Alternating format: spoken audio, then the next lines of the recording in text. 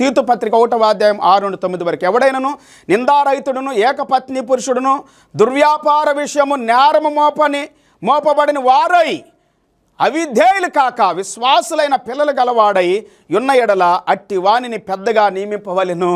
ఎందుకనగా అధ్యక్షుడు దేవుని గృహ నిర్వాహకుని వలె నిందారహితుడై ఉండవలెను. అతడు స్వేచ్ఛాపరుడును, కోపియు, మద్యపానియు, కొట్టువాడును, దుర్లాభము అపేక్షించువాడును కాక. ఇలాగ ఉండకూడదు.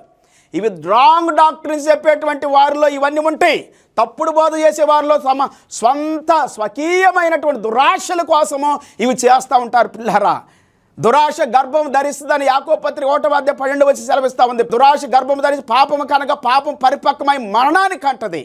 పాపం పరిపక్వమై మరణానికి అంటది. వాహ్, ఎంత భయంకరం అండి. అతిథి ప్రియుడును, సజ్జన ప్రియుడును, స్వస్థ బుద్ధి గలవాడును, నీతిమంతుడును, పవిత్రుడును, ఆశా నిగ్రహం గలవాడునై ఉండవలెను.